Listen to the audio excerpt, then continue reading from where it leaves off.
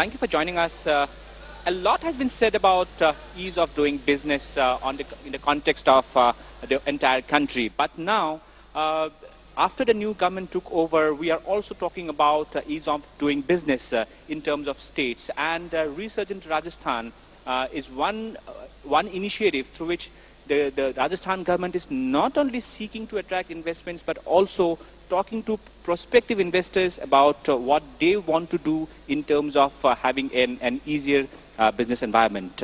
We have a packed panel with us today.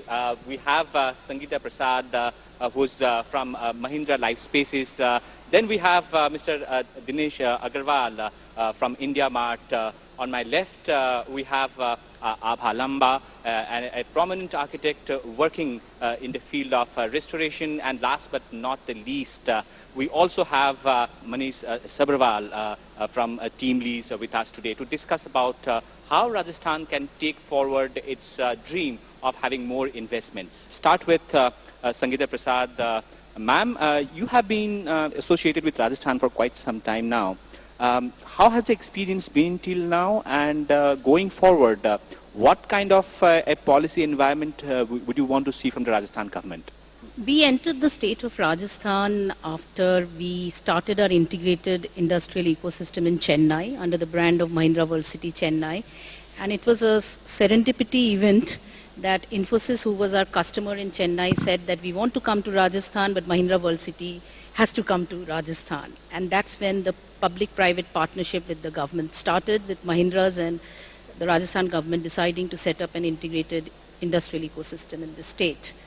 The experience has been, of course, a lot of challenges when you start something greenfield, something organic, but the very, very collaborative and symbiotic effort with the government and us to set up an ecosystem which looks at the customer need. So what do they look for? They look for access, they look for connectivity, they look for skills, and they look for the customer that is their market. And that's what we have been striving through our Mahindra World City ecosystem here in Rajasthan. You know, governments now use a term repeatedly when they talk to their prospective investors, and that is called a single window system.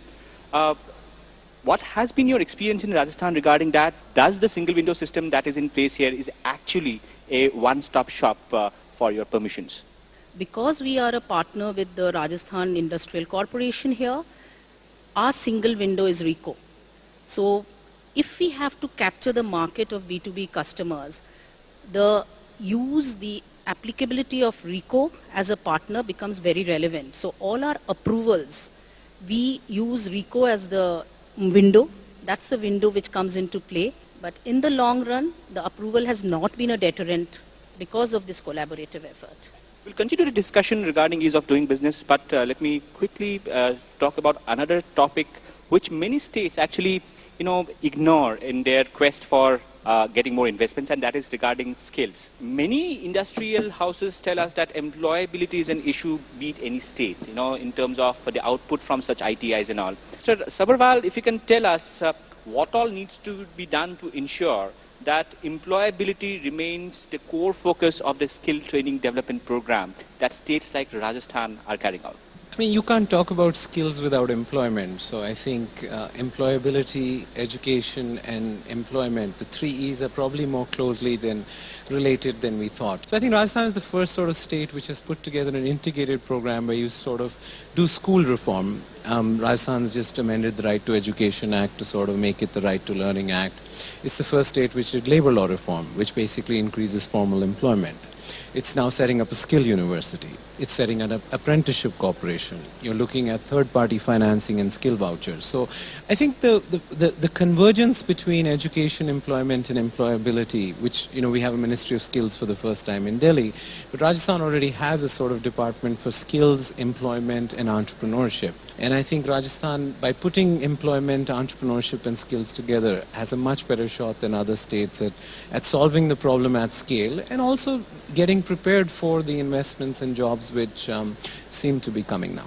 Is there also a need to sensitize industries, especially MSMEs, regarding the reforms, especially on the labor sector, that gets carried out? What is your view on that? I'm not sure whether, if you're saying people didn't know about what labor reform happened, the number of factory registrations doubled in the year before and after labor reform in Rajasthan. It's not only labor reform, there's an overall change in investment climate in Rajasthan. There's a sense of sort of destiny and destination among the investors in Rajasthan right now. So India has done more labor reform in the last 1 year than the 20 years, A, because you empowered states to do it, and B is because you also had demonstrated a will in Delhi. So my submission is there is no sort of national recipe for labor reform. Every state will look at its physical geography of work, its sectoral geography of work, its education geography of work, and its sort of enterprise geography of work, level of formalization, level of agriculture versus manufacturing. And I think that's the right thing to do. The challenge is not what needs to be done, the challenge is in who does it and how do you do it. And I think there's an innovation right now going on with states amending central laws. Let me now get some comments regarding the SMEs, the backbone of the manufacturing sector. What is your suggestion for a state like Rajasthan when they want to encourage MSMEs? And how can they leverage technology to ensure that they have the best productivity-linked programs and at the same time also have access to a wide consumer base? So we at IndiaMart deal with almost like 2 million SMEs on a monthly basis.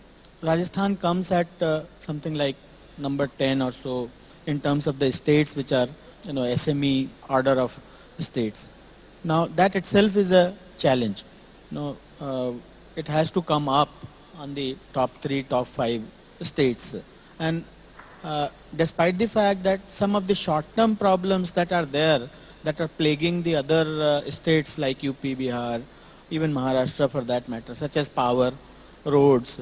Rajasthan is way ahead in terms of road infrastructure, in terms of power infrastructure. However, when it comes to the employability of youth, I think Rajasthan is slightly below the national average. I think the education system needs to be brought up, and this is a very long-term problem to be solved. Girl education is still a very big issue to be solved. Health is still a very big issue to be solved. I think those are the very, very important ingredients for an MSMEs to function, because they would need either a white-collar labor or blue-collar labor. Whatever way you think about it, they would need good workers. I think technology has to be used in every aspect of Rajasthan. Also, the education has to be used as every aspect. Let's talk about leveraging strengths related to, let's say, logistics. Delhi-Mumbai Industrial Corridor, 60% of Rajasthan perhaps will come under this corridor. Do you think Rajasthan is ready to leverage the Delhi-Mumbai Industrial Corridor? It is actually ironic that there are so many inherent strengths. So if you see the NCR region, which is getting populated or bursting at its seams, the real estate prices are shooting up, and Jaipur and Rajasthan virtually connects the north and the west of this country, both much more developed than what Rajasthan is today. The hardware infrastructure, as all of us have agreed, is good. Now, how do we use that to communicate to the customer segment, to the target audience, and use the influence? I know the DMIC development has been a trifle slower than it should have been, but how to leverage that and feel confident that that is the way the state can develop. I think the state has entrepreneurship in its blood. Education and entrepreneurship can combine together. And I felt, what could we do for these boys and girls? And then, Dinesh, I can assure you, technology is now available. It is how do we make it accessible, and how do these young boys and girls who are just striving to go use it to create products and services for the state. Right.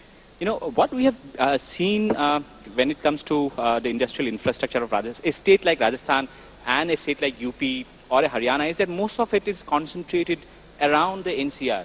Mr. Sabharwal, do you think that is it because of the available infrastructure or the availability of skilled labor that is influencing that? How does a state like Rajasthan ensure that there are other clusters also which can develop across Rajasthan so that there is balanced growth in terms of industrial infrastructure? Well, I mean, that's a mother nature question of do you take jobs to people or people to jobs? India only has 50 cities with more than 1 million people. China has